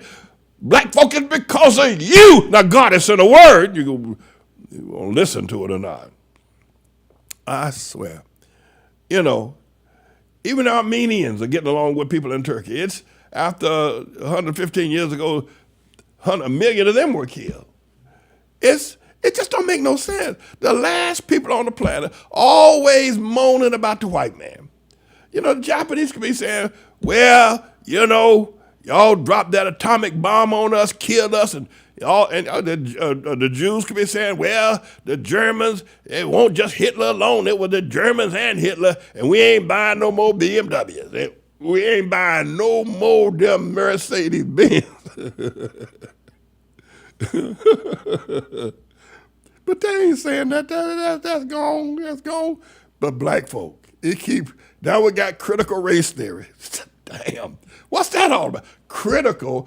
Most black folk don't know what the word critical means, except for you in a critical condition, got shot in the street south side of Chicago Saturday night, and you in critical condition. That's not critical.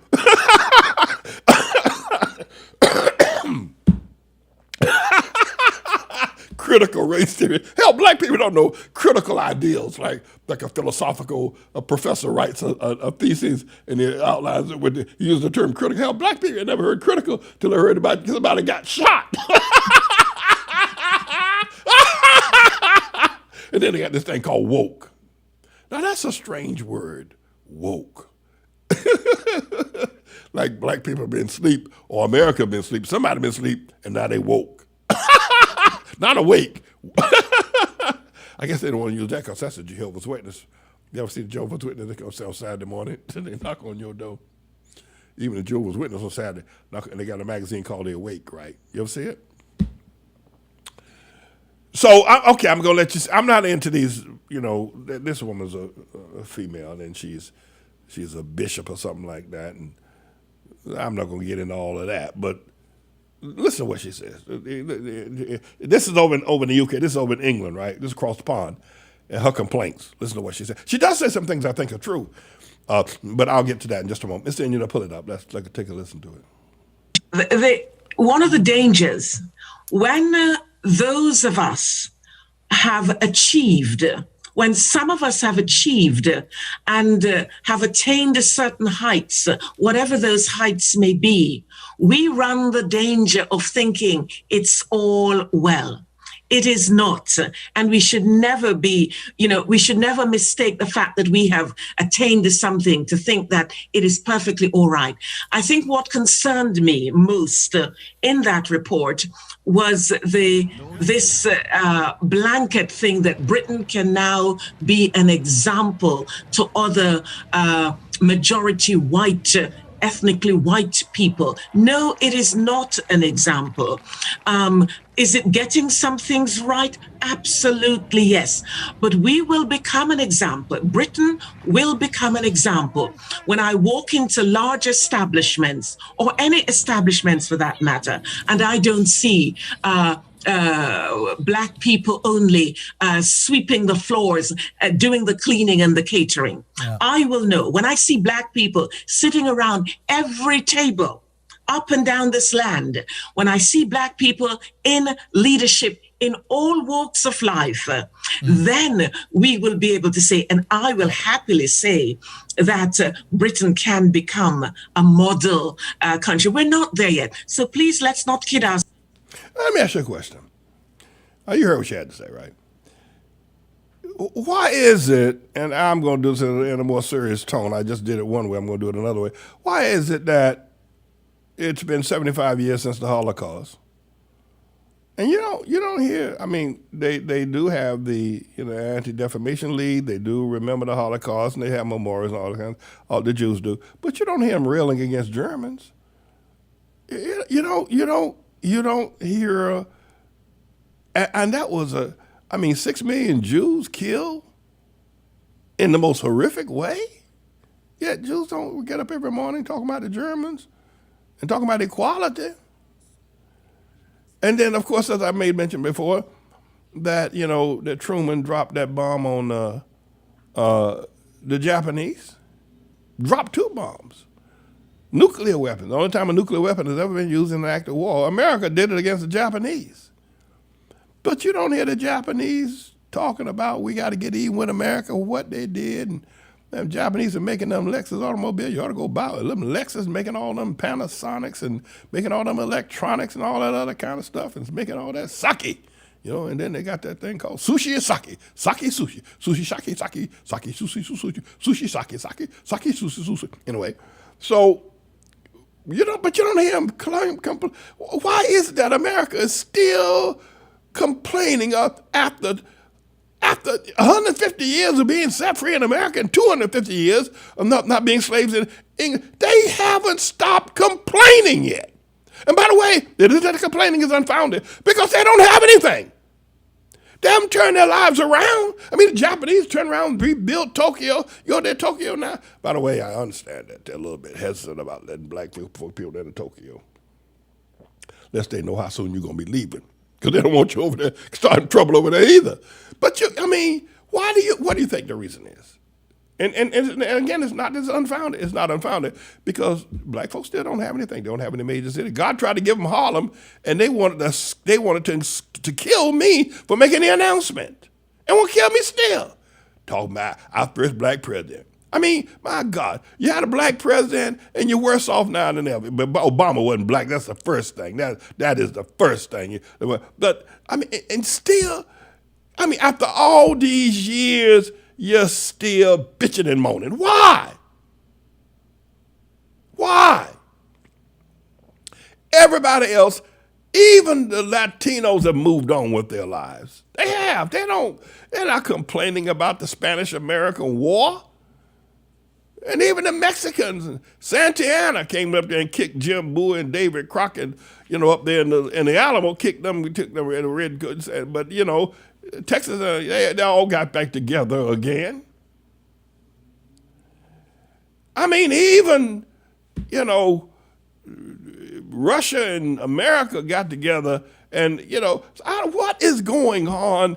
And after nobody else on the planet is talking about, we don't have equality. You said that woman Ilhan Omar the other day, they kicked her off of the Foreign Relations Committee, and it probably was a good thing. I think she's a troublemaker, a rabble-rouser.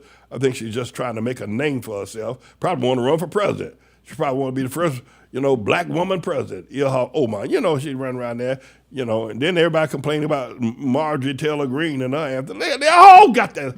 But by getting back to the point of this, however, is you would have one critically on that. Well, we need critical race theory. We need to teach what white folk did to Black folk, and we need to teach it in the schools because it wasn't taught. First, we didn't have a Black History Month, so they gave a Black History Week. Then they said, well, Black History Week ain't long enough. We need a whole month, so they gave them a month. And now Black History Month ain't enough. Now we need critical race theory. We need to have it taught every day in the class. So that gave them that. And then now, after that, we got to have woke because there are too many people asleep. We got to wake them up. Then you got all these freaks. I mean, you got all these people, these so-called black freaks running around here, starting all these various organizations. And the situation get worse. I think that look on, if you will, Tyree Nichols the other day, he looked up and saw all them black people whooping the living daylights out of him. But Tyree Nichols, I need to redo that because I don't think Tyree, maybe he was a little amazed that they were doing that to him, but Tyree Nichols was old enough to know what black people do to black folk. If you ask, you say, you have a choice to say, well, you did something wrong, all right? You committed a crime, you did something wrong, you stole a dead man's eyeballs. Now, your punishment, you can pick your punishment. We can put you in the hands of white people and let them deal with you as your punisher of the crime of stealing a dead man's eyeballs. Or we can put you in the hands of black ghetto people and let them deal with you. Or put you in the hands of black church people. Don't forget about ghetto. Scratch ghetto. Woo! We'll put you and you choose whose hand you want to suffer your punishment from. You'll be in there for 9 months, right? Put me in the hands of white people. Don't send me to the black folks. I think Tyree Nichols, I think he was probably amazed that they were doing it to him. But he wasn't. He knows that that's how he knows about black folk.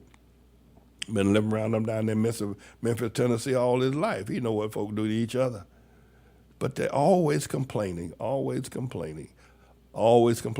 never accomplishing anything. They don't build anything. I keep watching the television, all these Dubais and Ho Chi Minh City and all these major accomplishments and I was watching the CEO of IKEA Furniture sending tents and cots and mattresses and by the gazillions over to Syria and Turkey because of the earthquake the other day. Where's the black mattress? Do we have any black furniture makers? Where's the major? No, we got a whole bunch of spear chuckers. By the way, you hear about that spear chucker, what's his name? LeBron James. LeBron James is now the world's leading spear chucker. That's right. LeBron James is now the #1 spear chucker in the world. That's right. Had a big ceremony for him the other day out there at Los Angeles, the Lakers, and they had Kareem Abdul-Jabbar, who was the greatest spear chucker before him, and now Kareem Abdul-Jabbar's his record has been broken. LeBron James has spear chucked more than 38,000 spears towards that basketball, towards that goal on the basketball, and now he's the world's greatest spear chucker. Right? So when you consider all things, the spear chucking industry is good. And then we had, what's her name, the Beyonce, right? The gapper, the one who gaps them legs like you ain't never seen anybody gap no legs, wide open. And she is, well, anyway. So, all right, so yeah, you get the idea that there must be something wrong after all these years. Everybody else, the Chinese, the Japanese, the Kohis, even the Indians have got their reservation. Even the Indians got first-class hotels and casinos, and even the Indians are doing well, except for the black folk. So, and this is, it's just, I'm not making any of this up. Running around here, well, we need another organization. We need more of this. We need more of that. We need a black president. What got there? We need a black city. We need. So, the fellow said, for my punishment for taking the dead man's eyeballs, put me in the hands of white people. I'll come out of this and somehow or another alive. I'm James David Manning, everybody. I'm indeed the Lord's servant. I will be right back. Don't go anywhere. Take a look at this. What is one of your favorite meals that you have had here? Burgers and fries. The food's delicious. The rice and the chicken and cornbread. As it The food is should. wonderful. You see it made in the kitchen. They have sandwiches, soups, waffles. Everything. Everything. It's always gourmet breakfast made fresh every day. I personally love Sister Leah's eggs. It is amazing. I can't even begin to fathom the airy taste. Literally, guys, a couple days ago, I was by the kitchen and I was just, the eggs was just really good. It was really good. Really agree good. with that statement. Really good. What do you think about Pastor Manning? How do you like it? I feel like Pastor is a very great man. He's honest, he's giving, and he likes to help the younger ones become future leaders. Yes. I feel like that's a great trait because now people nowadays, they don't really care about others. They care about themselves. They have the trait to care for somebody else, to listen to their problems and help them grow as another person. It's rare to find, and I feel like that's a great trait about him. Great Tomorrow School would not have existed if it wasn't for Pastor Manning. Our school is not like any other school in the world. Pastor Manning makes sure that this is the best school in America, and it is. Now, meritocracy means that I'll be skipped, but to me, it is something that will help me to make a better future in my college days. I will figure out what I want to do in my life soon, but for now, I'm not sure yet. I'm pretty much leaning towards engineering, but not completely sure yet. I'm confident that Jesus will tell me at some time. Finally, I want to thank Pastor and Mother for making this school and preaching righteousness to me. Pastor, you are a great man, and today I hope to honor you. Also to Lord Jesus, because without God, I never would have achieved anything great in this way. It's because of this school that I'm even experiencing meritocracy. Thank you all, and peace. All right, so Elder Joseph Smith, he wants me to hire him as an assistant field reporter for the Manning Report. I'm considering it. No guarantees. But he feeds me a lot of news items, a lot of news stories. He's sitting around there and he's checking the news, so he figure he wants to come on board as a anyway. So he said this Catholic Church unveils Black Mary and a Black Mary. I heard of a Bloody Mary. There's a Black Mary. They got a picture of and Jesus poster in the anti-racism drive. Now, this is what the Catholic Church is now doing. They're now depicting that Mary, the mother of Jesus, was black. And that Jesus was black. See that? Now, that's being put up. Leave that right there, Miss. Don't leave that. Let me just read this. The Catholic Church has unveiled posters depicting Mary and Jesus as different ethnicities as part of the anti-racism drive launched in the wake of the George Floyd's murder. The images showing the biblical figures as black, Asian, and Middle Eastern are to reflect the rich diversity of the church community. Catholic Bishops' Conference of England and Wales released the artwork as part of the newly launched Racial Justice Sunday event created by after Floyd's death in Minneapolis in 2020. Father Mark Odian, a member of the steering committee, told The Independent that depictions of the Holy Family have often reflected the culture in which they were created. It is important that we recognize the rich diversity of the Catholic community, and not only in England and Wales, but throughout the world. That's a flat-out lie. It's a lie, everybody. They lying. The Catholic Church is lying. They're not doing that because they're trying to create rich diversity. They're lying because people are leaving the Catholic Church like people running from a stink bomb. Nobody goes to Catholic. They got them great big old churches seating 2,000 people and with no elevation. Ain't nobody going in there no more. So they got to figure out first. A couple of years ago, they said, all right, we're going to let the homos come in as a different family, but we're not going to exclude them. They can come and we can recognize them and we'll serve them the Holy Eucharist and all of that. That didn't do it. Now they're trying to get black people to come. These Catholic bishops are lying through their teeth talking about they want to demonstrate the rich diversity of the church. Black people aren't Catholic. What's wrong with y'all? They don't like the Catholic church. I mean, you got a few over there in Africa. What the heck? But, I mean, by and large, when the last time you seen a black Catholic? So they figure, because those black people, let me tell you something, homie. If you don't know anything about racism, don't you ever roll up on black folk and try to ruin the racism. I mean, black folk can make the Ku Klux Klan weep like little babies when it comes to racism. I'm talking about, you talking about racism. I've been living with them all my life. You ain't seen nobody who's racist than black folk. So now, they're going the thing is, so they're going to put Mary as, Mary wasn't black Catholic. Don't you think that's a lie you're telling on the Virgin Mary? Got Jesus with nappy hair? That's just a lie, because they weren't black. They were not black. Next thing you know, they're going to have pictures of Jesus gay, probably kissing Peter or somebody. But this is not about diversity. This is not about rich culture. It's not about George Floyd. It's about how can we get people to come to church. By the way, churches around the world are just that people don't go to church anymore. People don't go to church anymore. Now, the other item, of course, is that the Gen X generation and the X generation, they are not spiritually attuned. They have dismissed this idea about God. They've even dismissed the idea about religion. They don't want to involve themselves in it. They got their online now. People are online. Young people don't want to go to church. There's nobody replenishing the pews. Young people don't even want to go to school anymore. But this is an attempt by them lying bishops in the Catholic Church, and then and to paint, this is sacrilege, to paint Mary black. Why would you want to do that? That's taking her out of character. As much as Jesus and the Word of God talks about the excellency of being Jewish,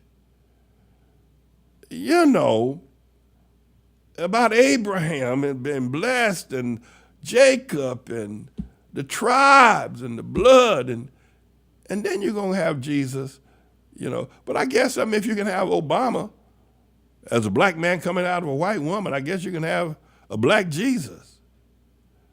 But, why isn't there somebody won't say something? I guess I'm saying something, but and the other, now this will get some black people, but black people are going to look at that and is that the Virgin Mary? They're going to say, even black people, are not going to bite that. They're not going to bite. They're not going to go for this. They're not. They're going to. So this is a dumb lie, promoted by the Catholic Church. Nobody's going to go for it. But they listen, that Catholic Church is as empty as a pocket. Don't nobody go there anymore. And by the way, I don't know if you heard about it, but the mega churches are emptying out as well. No, they are. Because, Medea and baby boys and girls, they ain't into that now. And older people are dying out, and they're in nursing homes and on canes and crutches, and they can't get to church no more. They used to go, they can't get there no more. And their children and their grandchildren ain't going nowhere near no church. So, but I think that for the Catholic Church to promote that lie, I think is one of the worst kind of lies to be promoted.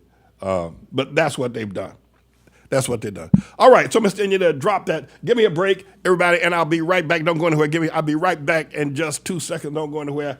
I got something I want to say to y'all about the bankruptcy hearing and about the meeting we're going to have on the 25th of March, right after the worship services. Hold tight. I'll be right back. Judge Khan, I have just 2 words to say to you. Jenny Craig.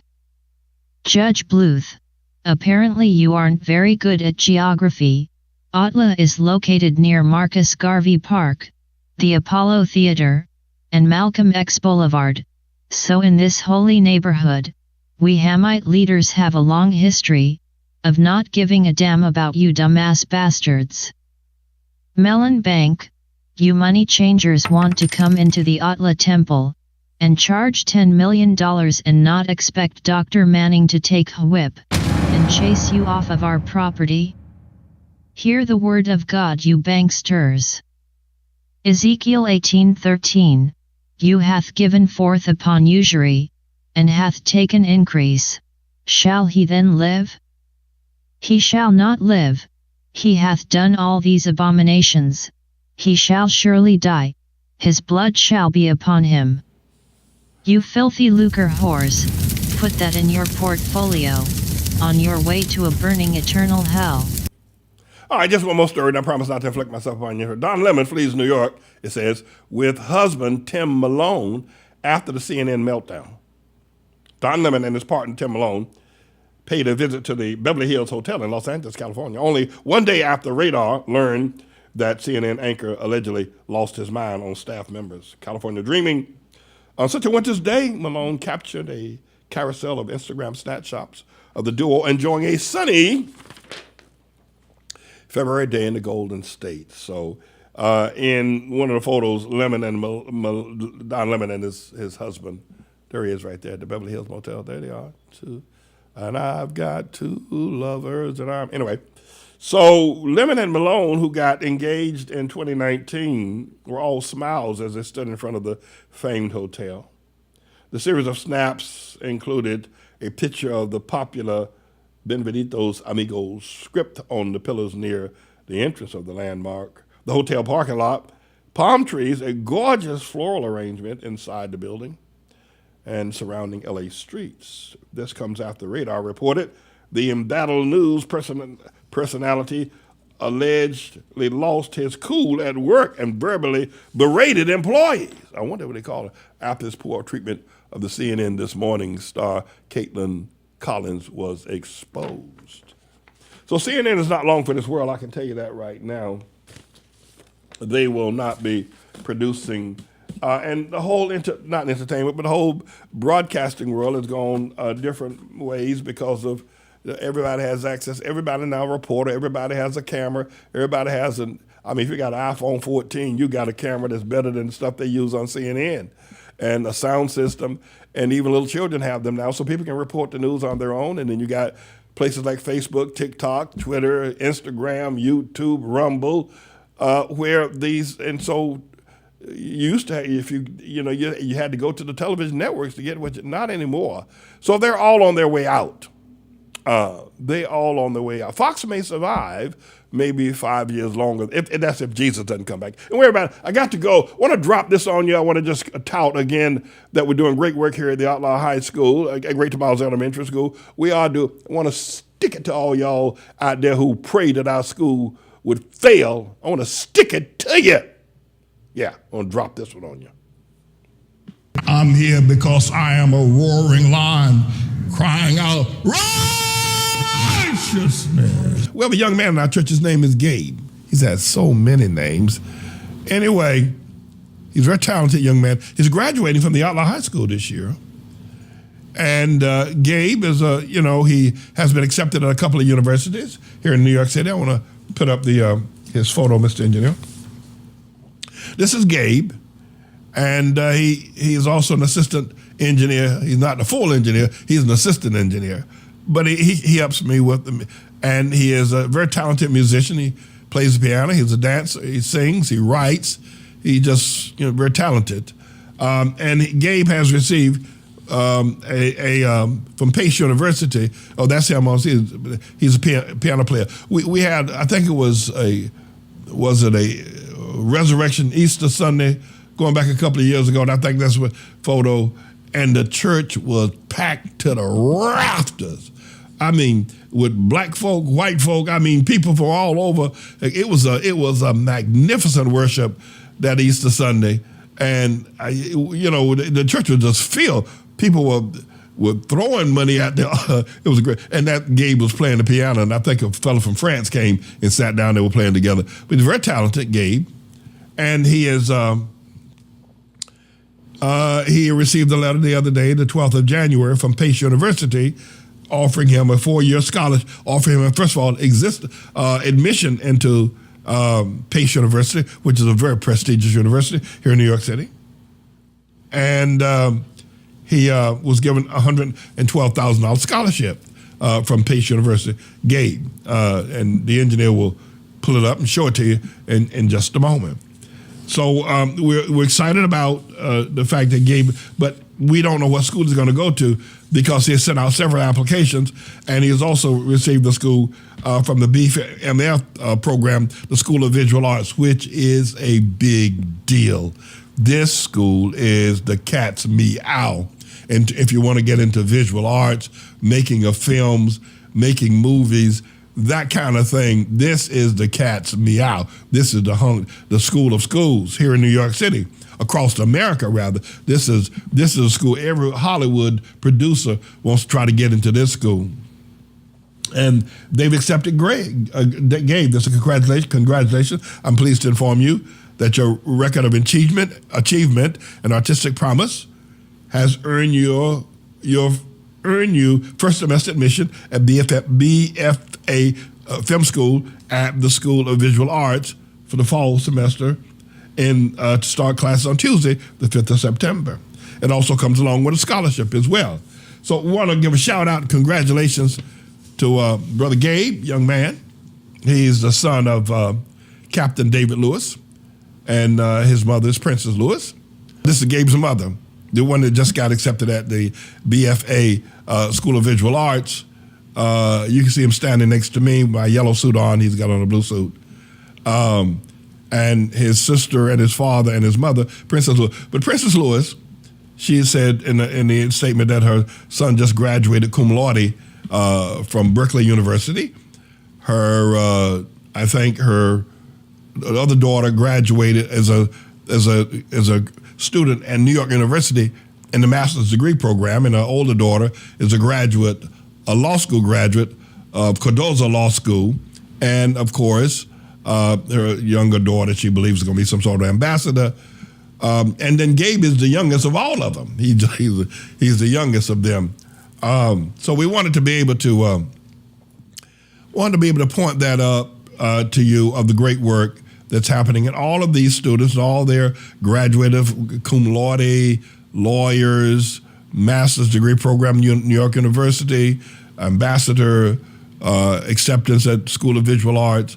All of this has happened. Every last one of them are graduates of Otlaw High School. Now, you may have heard a lot of people say a whole lot of things about Pastor Manning, and he ain't down with the black movement. Listen, if you're running a black organization, it'll take 10,000 to 1 million students to be able to get a crop like this out of one family.